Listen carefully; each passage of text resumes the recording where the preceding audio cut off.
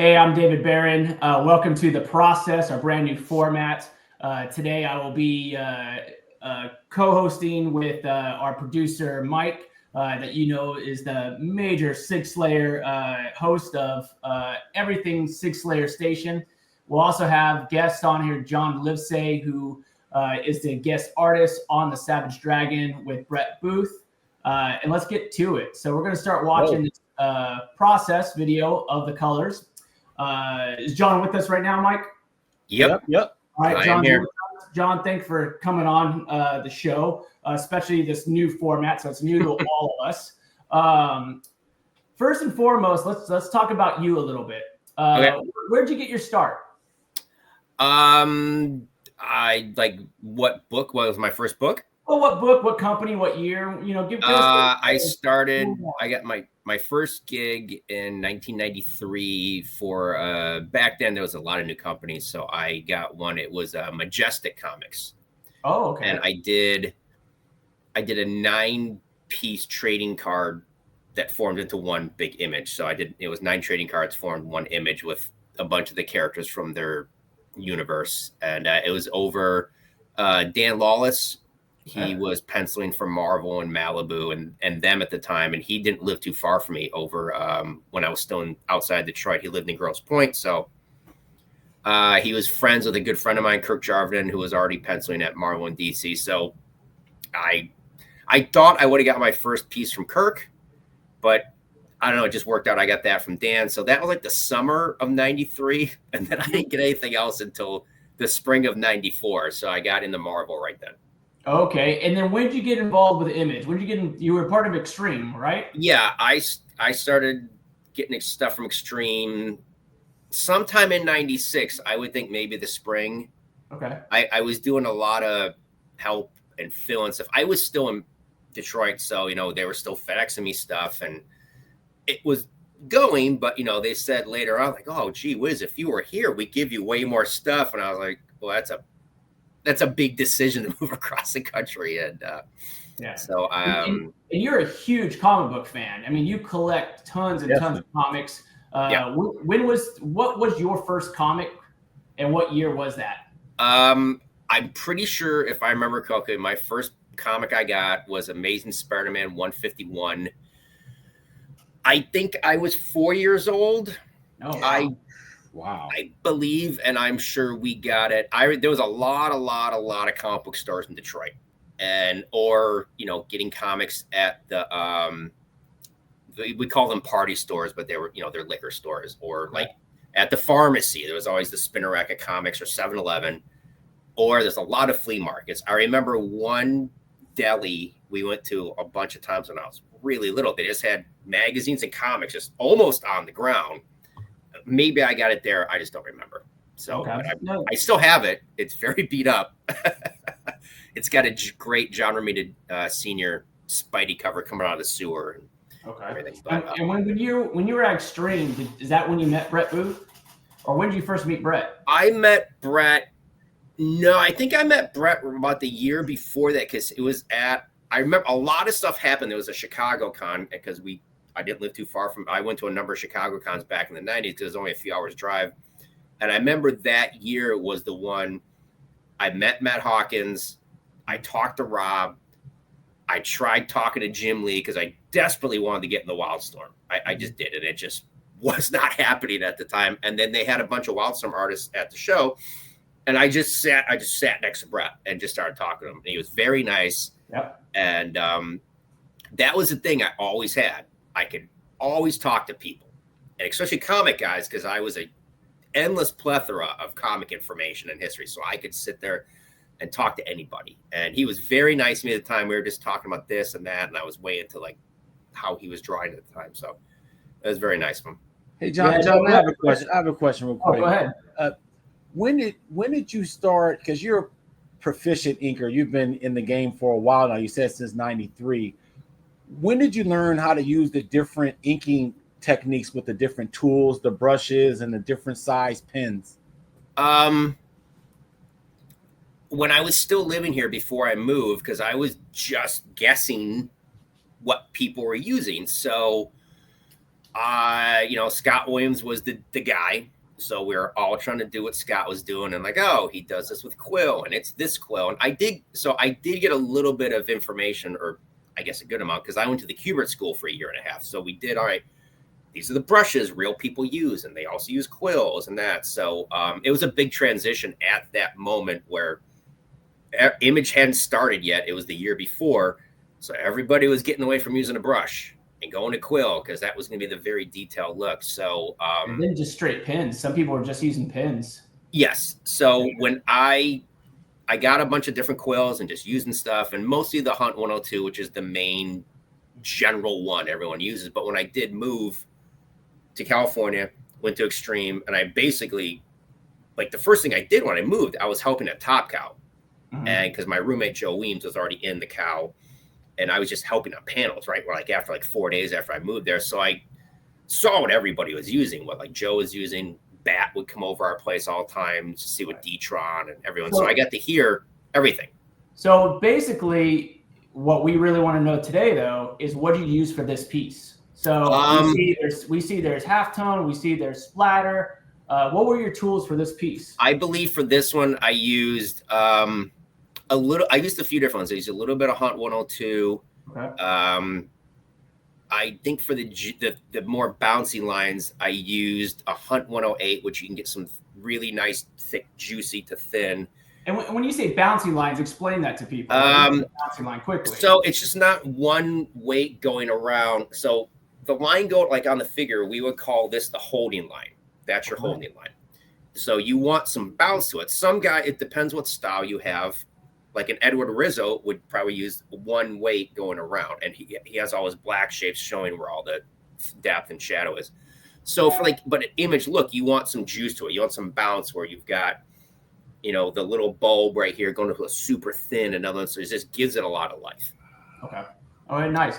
So the ones that are watching the video as we talk about, we're probably somewhere in the flatting area of the segment, getting into the rendering area. The flatting is the first part of coloring. We have to separate everything in a page, put out flat color so we can start rendering. In the inking sense, is there a flatting part to your prep? You know what I'm gonna say? Everybody seems to be different how they start a page or a figure like this is. I had heard a lot of guys will, like, if they're inking something, they will lay in all the solid black shapes and then they'll fill them in, which I am the exact opposite. I might lay them in. I wait to fill all the shapes until the very end, because I don't want to take the chance, because I lay the ink on super thick. I want a solid, complete black. I don't want any tones. I don't want any streaking. But also, I need a place to get my quill going, because if I'm dipping, sometimes like it will come off right away, but sometimes it doesn't. So I need a little spot to, like, all right, I got to get it moving. I think most people, in my experience, wait to fill the blacks at the end for a couple different reasons. One is what you just said. But two is sometimes you can have an assistant do that. Yes. A lot of times we'll just put that little X, and I can't tell you as a colorist how many times I actually fill blacks in for inkers or artists that ink themselves, and because I'll see that X, I'm like, oh yeah, that definitely needs to be black. And sometimes I'll check it just to see what would go, but absolutely it needs to be filled in.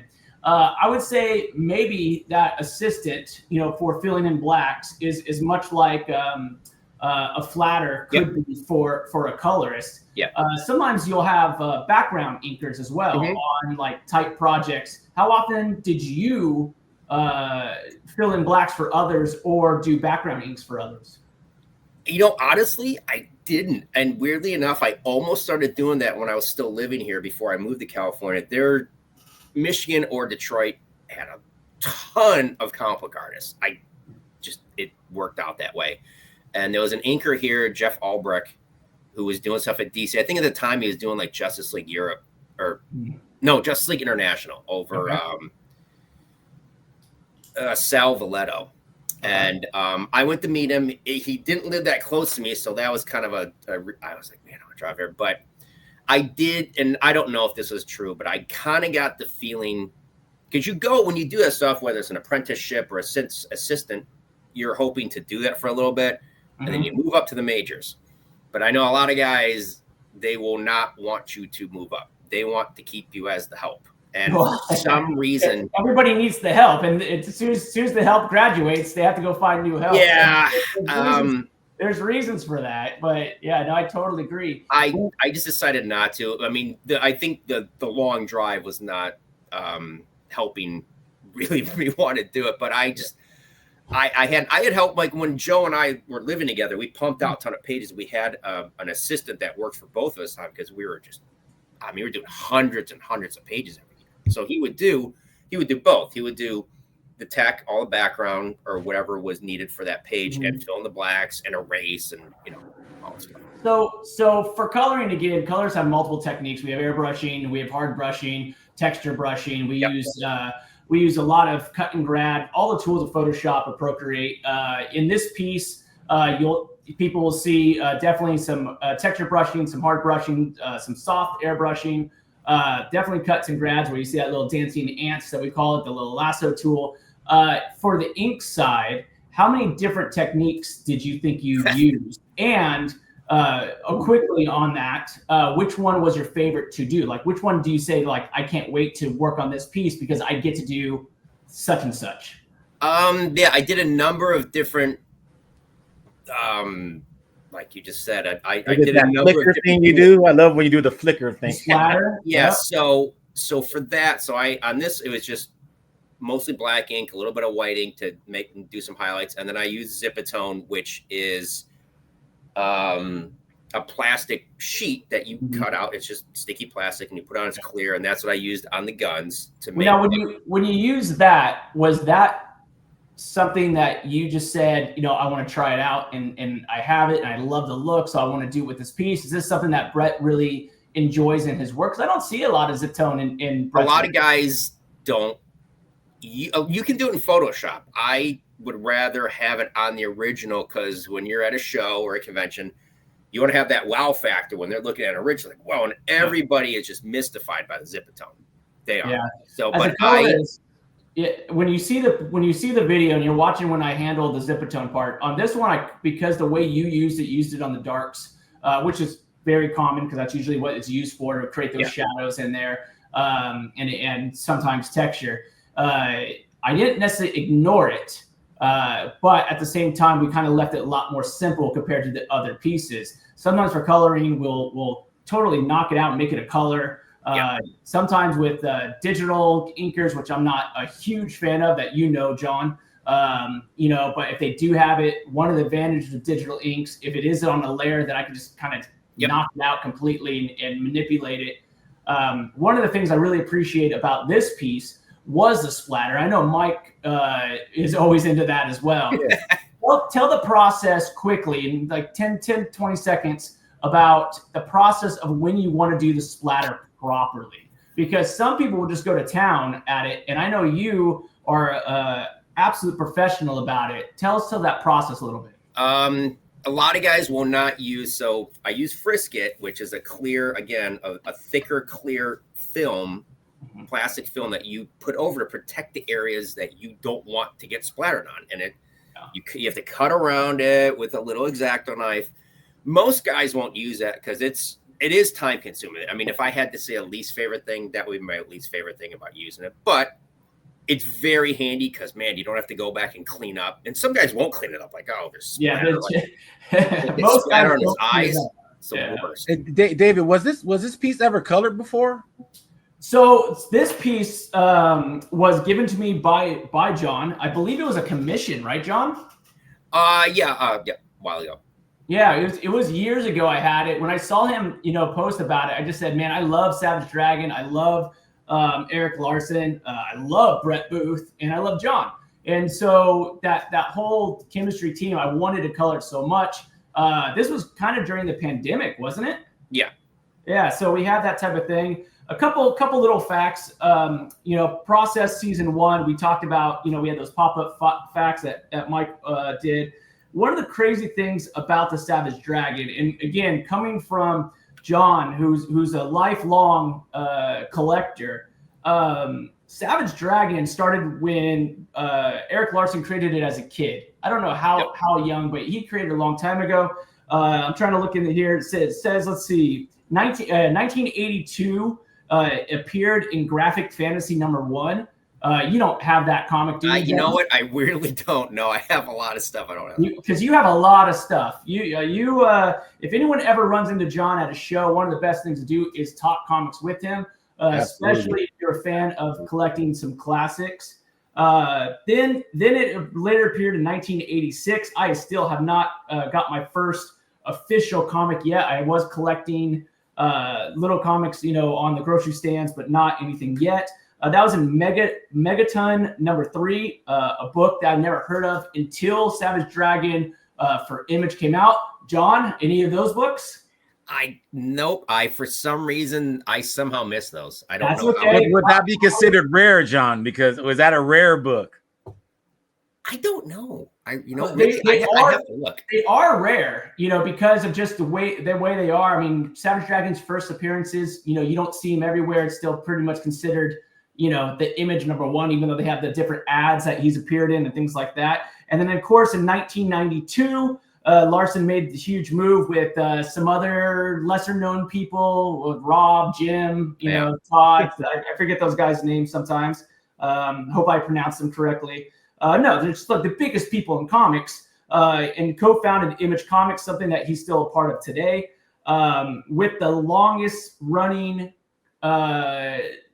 writer artist on a book ever. So the Savage Dragon is basically what you and I dream of one project forever. That is our baby, that we do whatever we want, and that still sells. But he kicked that off in '93. So I mean, those are some pretty crazy things. And of course, how many copies of Savage Dragon #1 did you buy? I probably had a couple. Yeah, because back then we couldn't just buy one, hence why they all sold in the millions. Because we had to get multiple. But yeah, it's considered the longest running full color comic book that has a single writer artist at the helm the entire time. So that's pretty impressive on Eric. So I applaud him. I love long running books. Brett, of course, is one of our favorites. He did, I think my first project with him was probably some trading card back when I was like 15 or 16. Mm-hmm. You guys did a lot of cards back in the day. Say it again. You guys did a lot of cards back in the day. People love trading cards back in the day. Absolutely. That was the time. Yep. Yeah, back in the time. And then I think I worked on the book Wild Core with him. I don't think I hit Ever Kindred or anything else. Some covers here and there, but I always was a fan of his work. It was just a fantastic time. Most of the time when I worked with Brett, it was when we still had color guides. That's a whole nother episode topic. Yep. Type of go. For those going back to the coloring video, what you're seeing probably right now is all the special effects, the KOs, the knockouts. That is color's version of masking out my splatter. My technique of using, where you have to take the time, the extensive time to go and mask things out so you don't bleed into other things, have cleaner lines, much like John was talking about the splatter technique that he uses. And go ahead. With what Mike was asking earlier, so how I use it, I use an old toothbrush, and you just like that. And is it always a toothbrush? For me, yeah. There's another technique I know Ryan Wynn uses that he learned from Danny Mickey when they were, working together, where you can take the edge of a credit card and a quill and somehow flick it. Yeah. I cannot do. I've tried. I've seen Jim Lee do that so much. I can't do it. I don't know. I've seen people use that credit card technique a couple of times. Very interesting type of stuff. And I know it's really easy. I cannot make it work. It drives me nuts. So we're getting close. I'm not sure exactly. I see the clock now. I see that running clock. First show of the new format. I see that clock. So I want to talk to you a little bit of conventions. So you go to multiple conventions, but you do not always table, partly because you're such a big fan of other creators, the comic book medium yourself. You still have not lost that love of comics, which is so important, something I really admire about you. But you still do table occasionally. Once in a while. I want to know because, we have to have some, clickbait, some type of hot topic. What is the worst backhanded compliment you've ever received, or straight up insult at a show? Because Generally, I have received plenty. Generally, it's always the easy go-to about tracing. Yeah, it's always that. It's not original. It doesn't come up really that much in quite a while, but when that whole joke first showed up in Chasing Amy, it was nonstop for years. And I mean, whatever, you just. I was a Wildstorm kid, so Alex Gardner, who's gone on to be a great cover artist and designer in his own right. Mm-hmm. He hated it. Chasing Amy is probably his worst movie ever, just because every single fan that came up to him, because that was like Gen 13 fame at that point, right before Danger Girl, and it was like every single person was like, "Hey, you're just a tracer," and he could not get away from that. Our version of tracing is, hey, do you color in the lines? Yes. It's one of those things where we get it back. It's one of the biggest things. I'll have several questions like this for other guests, and I have several other answers. So I'll leave the color in the lines for you. I'll save the other ones for a future episode, but it's a public service announcement to fans. You might be thinking you're funny or quick-witted. We've heard them all. It's died down. I will say it has died down tremendously over the last many years. I mean, I haven't heard it in forever. I really haven't. John, I have like another, several thousand questions, but our time is running out. On a scale of 1 to 10, rate my colors. Oh, he said 10. That's fantastic. All right. Well, I wish I could ink that fast. That was tremendously fast how you did this. Time lapse is good. No, John, it looks great. Thank you. We really want to thank you for lending the piece to me, letting me color the piece. Yeah. It was a fun time. Savage Dragon is one of my favorite characters of all time. I love the progression that Eric does with him. And this was a childhood dream to at least become somewhat of a Savage Dragon color artist. And so I thank you for doing that. Mike, any last words on your end before I sign off? Before we go, I just got to say, check out our interview with John. It will be in the description. And we will also be interviewing Eric Larson. By the time this airs, we will have that in the description as well. Wow. All right. Yeah, stay tuned for more the process in our new format. It's going to be half interview, half just me and Mike talking about the process. We hope you enjoy it. Please like and subscribe. Please comment below. Let us know who you want on the show, who you want me to color, who you want us to talk a little bit more on the pro-to-pro type of conversation. But thanks for joining us, and we'll see you next month. 6 Slays.